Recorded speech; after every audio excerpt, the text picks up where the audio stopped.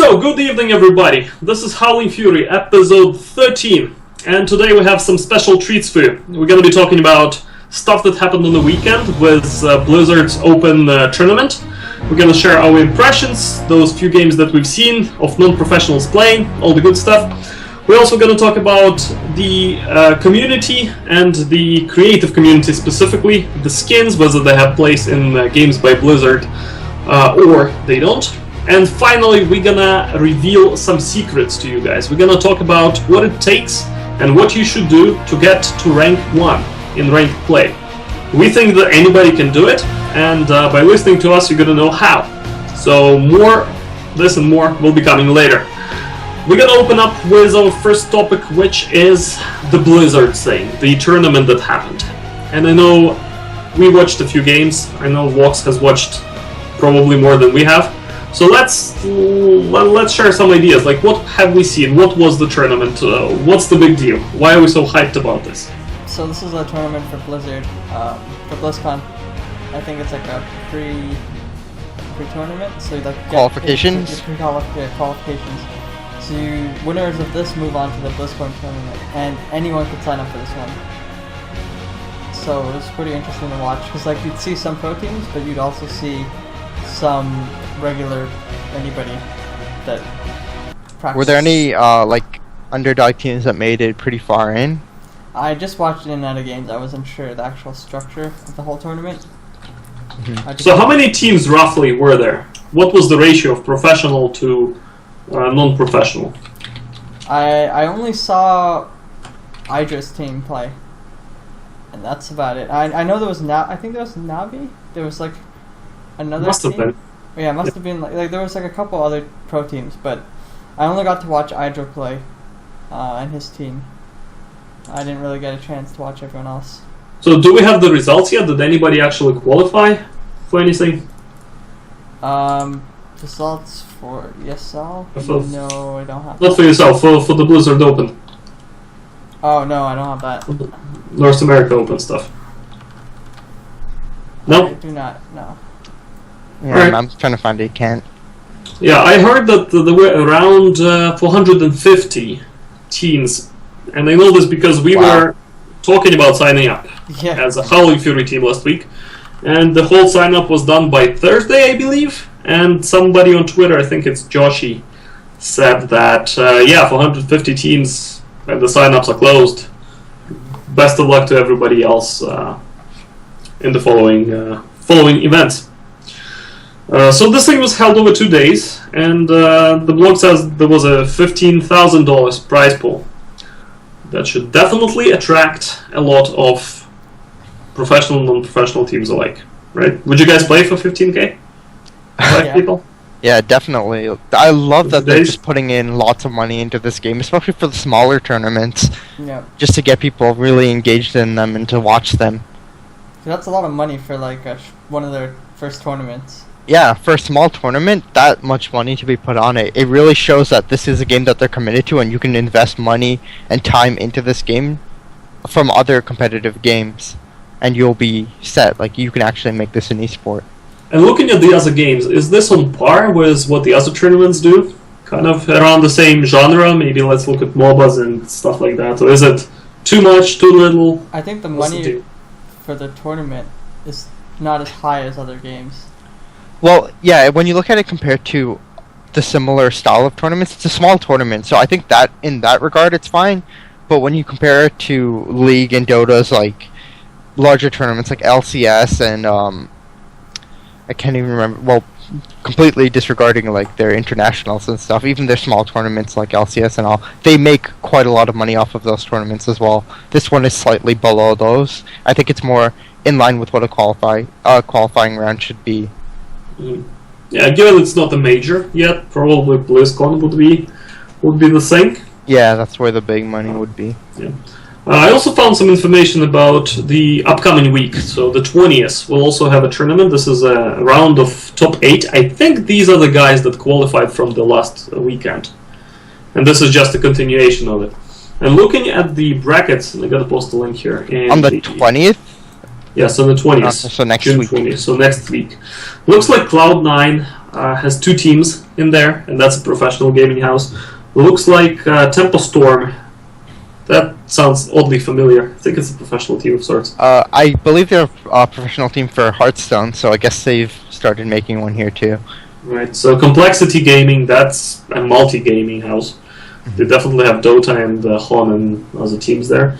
And a few teams that I haven't seen, like Team Blaze. I don't really recognize that from anywhere.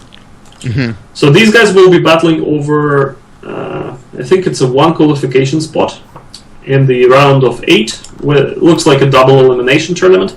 It's going to be this coming weekend. So definitely something to watch out for, and we should definitely watch out this because these are the best 8 out of 450, right? So definitely they know how to play HOTS on a particular level. Okay. So that's that. That's the tournament scene this week, and stay tuned. We're going to be probably doing team reviews in the future when we actually establish who the leaders of the scene are and watch enough of the games, like all the Navis of the world, and EG probably will have a team, who knows. I think Team Liquid is doing the best from my point of view, at least right now. They've been really strong. I think EG's Idra's Team Idra's on. Hydra? Yeah. Well, there you go. So these guys, we're going to be keeping our eyes open for them. The next topic that we have to discuss today, and this is something that touches the whole creative community as a whole. So a lot of the MOBAs that are currently very prominent in the industry have this model where creative people in the community can submit their skins and different items and artwork for sale in the game. These items show up in the game and they get some sort of monetary revenue share from this. So the stuff that I want to ask, whether this is something that Blizzard should be looking at for Heroes of the Storm. Is this a good system for them? Letting people create their own content that other people can buy, given we already have skins at shop and everything is in the game. Thoughts? At least from my point of view, I remember they were talking about this a while back when the Dota one was originally announced, about Blizzard doing something similar, but Blizzard's always been really tight, close to the vest about their products. They don't really allow too many mods. I think Diablo didn't allow any sort of UI mods at all either, and they really wanted to keep their game authentic, and I think World of Warcraft was the only game that they actually allowed mods in to full extent. So they really like to keep their game authentic and keep everything exactly how they envisioned it. So in that sense, I don't see one, although it could be really good since they do have a really talented community. But if you look at a game like World of Warcraft, they allow mods because it's kind of competitive. So, and it's about efficiency, right? A game like this is competitive and it's about efficiency. So, this is talk about UI, so it's completely different. But yeah, this thing has no impact. Yeah, this Probably. would just most likely, I think, if they did a lot of community stuff, it would be cosmetic in this sense. And I think it would be a good idea. I just think that they're charging for it, so they want to keep a very high quality, and Blizzard's known for their polish and keeping most things at a very high caliber when you look at their models and whatnot. So they would either have to only allow a certain amount of them to be allowed into the shop, only the really nice ones that they really feel live up to their standards, along with keeping a very similar art style, because although they do change aesthetics through the characters, they go from clowns to robots to whatnot, they still all feel like they belong in the world. They still all match aesthetically, even though they're not the same genre. It is true, but this kind of feeds directly into what people are doing on Reddit. Every week we see topics popping up with somebody shooting around ideas of be that gangster Lost Vikings or Disco Kalthas or something else that looks very much like what Blizzard would do, and high quality. I think so isn't. Yeah, go ahead. I think if they had like a open shop where people could develop stuff, the standard would probably be very, very high, and like only a select few would be able to actually get through.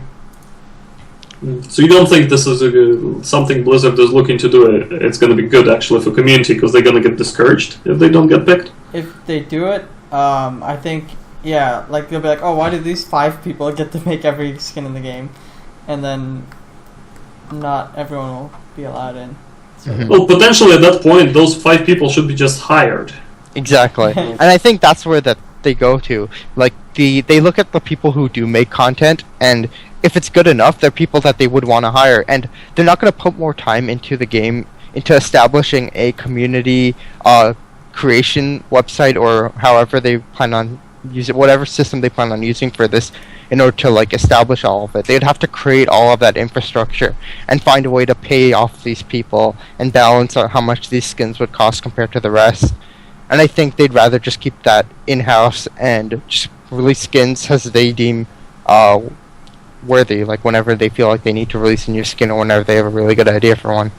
Okay, you guys persuaded me. I don't know about our viewers. If they have some other opinions, feel free to post them in the chat, and we're gonna definitely butt heads with you and figure out who is right and who is not. Actually, in this type of argument, both sides are probably right. So we're gonna leave it at that, because we have a bigger topic to discuss today that will probably take the remainder of the show. And this is about the secret that we promised to reveal.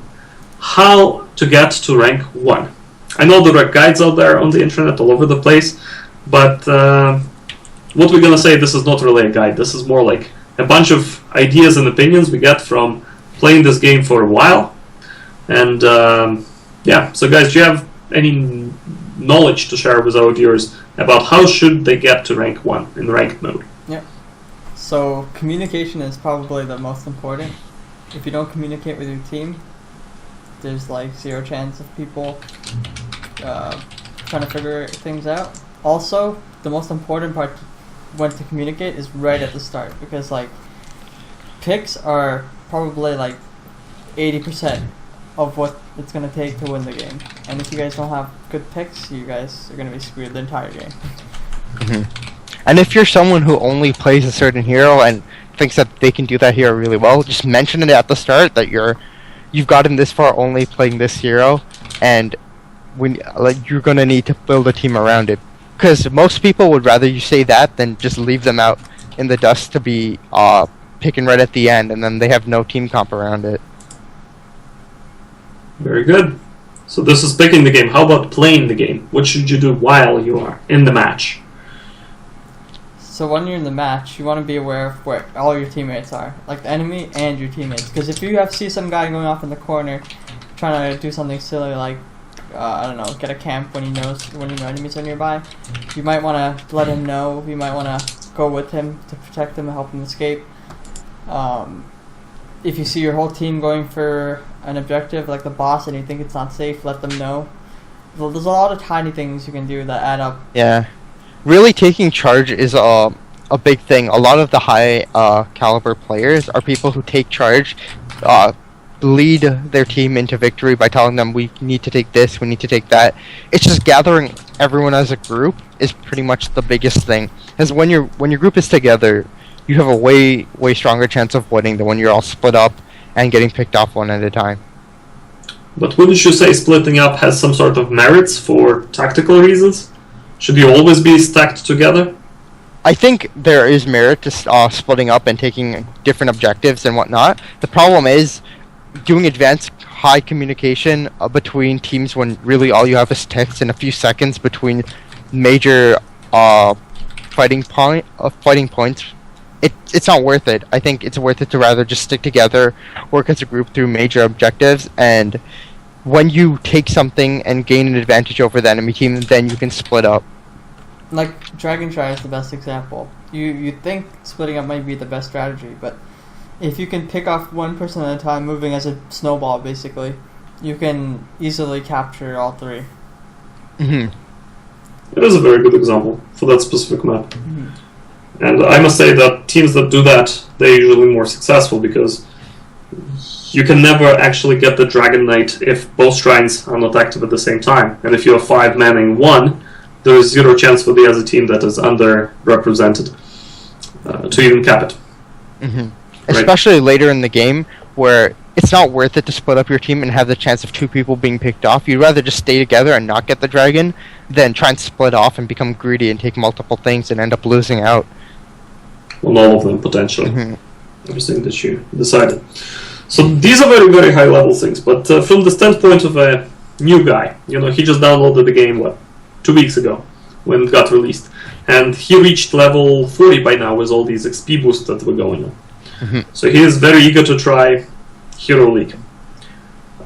What are something like the things he should know? The things he should prepare himself? Well, before you get into Hero League, you should know all the maps, how they will function, and have at least 5 solid heroes that you can play, ideally in each role. Like, I'm not too good in tank, so I usually I get someone else to play tank. But support and specialist and DPS is always you want to cover those. I think you want to at least play each hero once just to understand what they can do, how far they can initiate onto you. You don't need to know them in and out, but you need to know, when I played this hero, I couldn't chase anyone. That's a huge factor to know.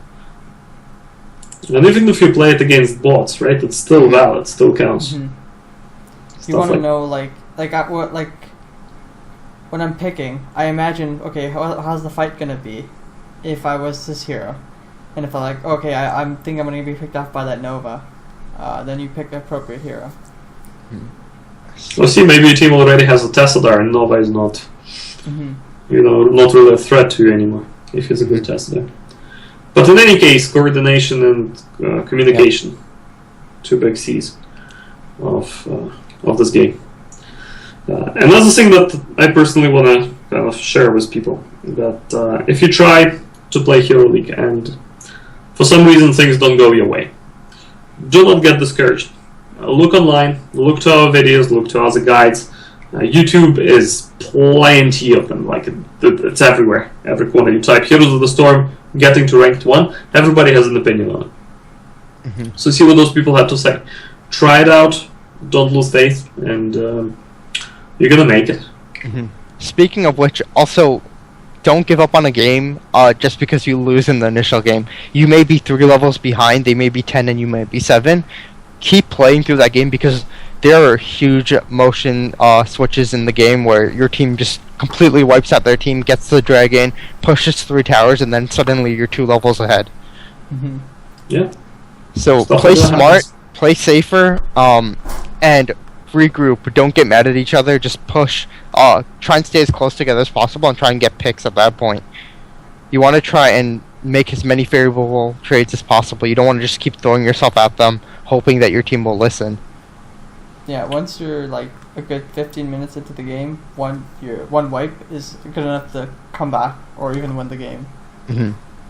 Easily. Plus, if it's a wipe on the boss, and you get the boss as well, or some sort of other important objective, doesn't have to be the boss, it's a big deal.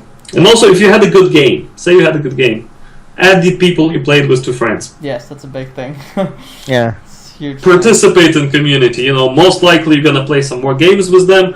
Who knows? You're gonna be a professional team at some point. You're gonna be winning these North America Open tournaments. Every time I play Hero League and I find people that I'm good playing with, I add them because I play with them again and I find that we work really well together. And Yeah, it's finding those people you work really well with, because you might not find the best players, but you'll find players that think similarly to you and have the same map idea as you. They know when they want to take boss and when they want to get certain minion camps. And while it might not be the best idea, at least you're doing it together. And honestly, working together is a major point in this game. It's probably a better idea than running in different directions, but being really, really high skilled at what you do. Yeah. Exactly. Like, you alone aren't going to take 5 people on who are really bad. Yeah. In this game, most likely, they're gonna stomp you. And plus, the people that you like, they act as a kind of light-hearted relief for your misfortunes. Like, who cares if you lost together? Did you have fun? Did you learn stuff? If yes, you can still play more games with the same people. At least you won't have to explain to them your strategies, and you already kind of benefit from some shared experience. So that's a big deal, in my opinion. And there is this one advice that I saw somewhere. It's like when you're actually alone and you just random queue yourself, don't play to win. Play not to lose. That kind of means you'll be more cautious. I think that's actually a huge thing. Players who take risks and try and get bosses just to push for them, that is the number one way I've seen people lose games, is try and get bosses and then get attacked while they're doing boss. try and save objectives for situations where your whole team is fighting together and you have an advantage over the other team. Be it level, one of them is dead. They're all of them at are base. dead. Yeah, preferably all of them being dead. Boss can be a huge swing of momentum for either team, so giving it up and getting yourselves all killed is huge. Like, that's the number one way you can come back. Yeah. Also, watch the timers. It doesn't make sense to engage in some sort of risky activity if their team was dead, but they have like 3 seconds left on it. Mm-hmm. Yeah. They probably know where you're going, and they're going to be right on top of you with all the heroic abilities off cooldown and full health bars. Think of that. Can you take them on in a situation like that? I think a good way to play it is just assume that they always have vision of you, and you probably play the best of that in those situations. That's a very interesting exercise, I must say. I never thought of it myself, but from now on I think I'll take that advice. And I'll assume they can see me. And ask myself questions. Would they be doing what I'm currently doing if they could see me? Mm-hmm. Or is it something very risky, sneaky thing I'm trying to to do? It makes the games exciting, though. It so does.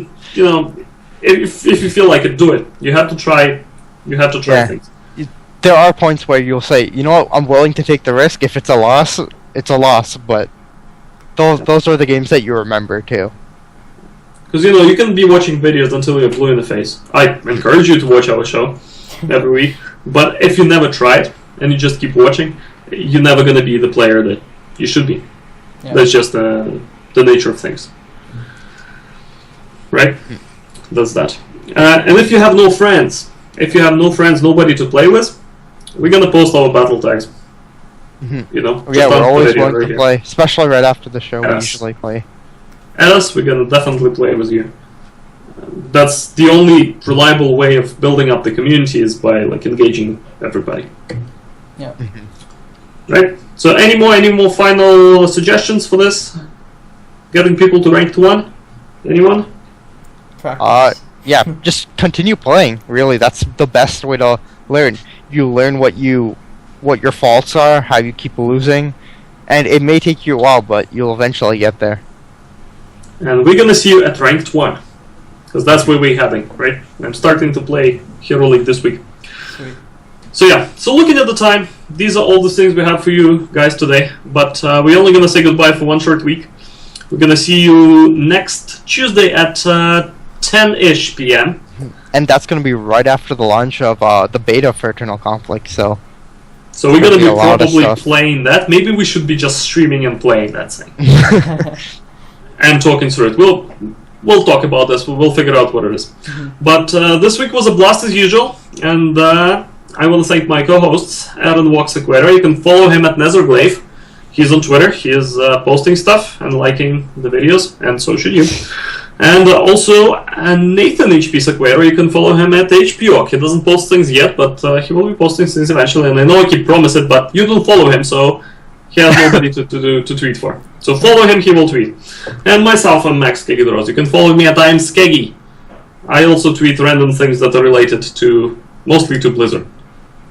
All my other obsessions. But anyways, follow us on Twitter, follow the show at Howling Fury TV, and we're gonna see you next week. Nuclear launch detected.